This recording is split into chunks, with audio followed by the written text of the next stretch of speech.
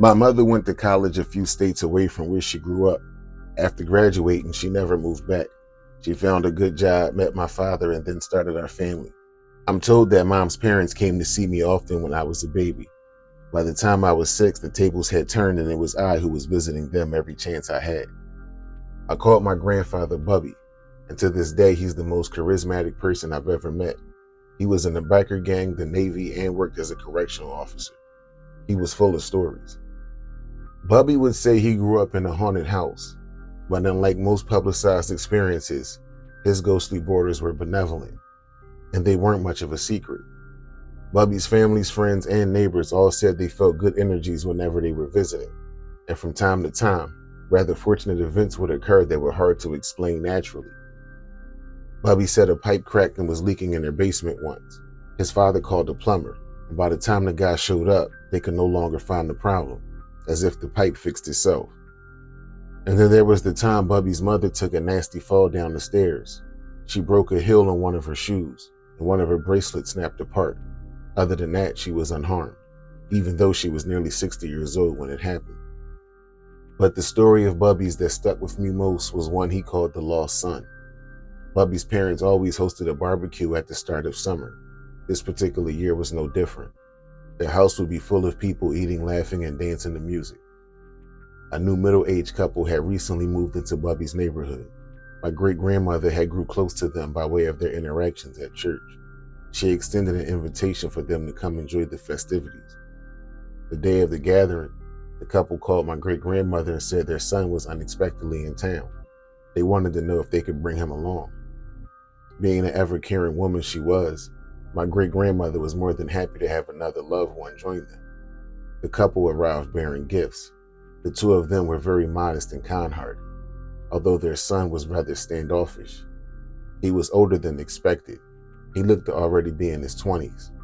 He made his plate of food and stayed to himself, sitting in the corner, not smiling, not dancing, not talking. His parents apologized for his rudeness, but Bubby's parents were understanding and forgiving. No offense was taken.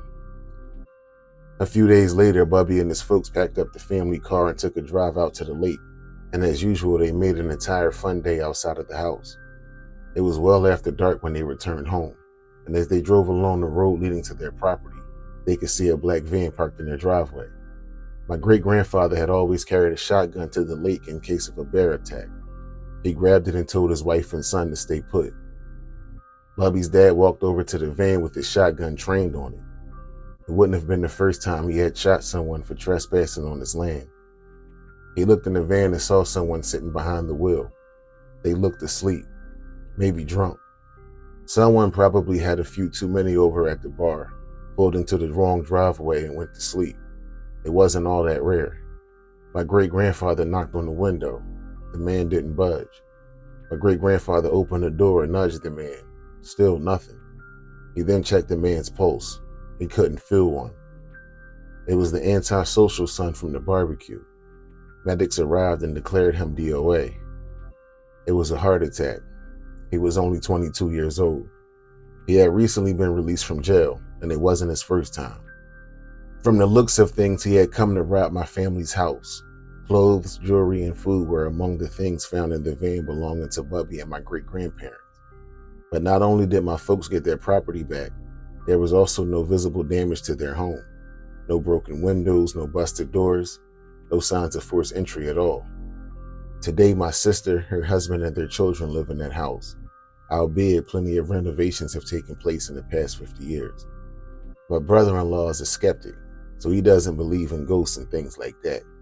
He admits he's experienced some peculiar things since moving in, but he knows there are good explanations for them, even if he has no clue what those explanations are. The last time I went to see my sister was a few months back. Me and the wife looked after my nieces while their parents went out of town for a wedding. My first morning there, I woke up and went right to their kitchen to brew a pot of coffee. I looked out of the kitchen window and caught a sight I could never see back in the city. A baby kitten and baby rabbit were hopping along a few yards away, playing with one another. I went to grab my phone to take pictures. I was hoping they'd still be there when I got back.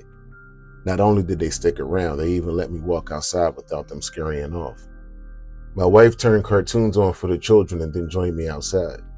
Even after the kitten and rabbit were long gone, we just sat out enjoying one another's company and the scenery. Almost 2 hours had passed and it was time to cook everyone breakfast. I went to dump the coffee out to make a fresh pot. It was still piping hot. I grabbed the mug and poured a shot for a taste test. It was perfect. I can honestly say I've never heard one bad story taking place in that house. Makes me wonder, how much do ghosts know about the stock market?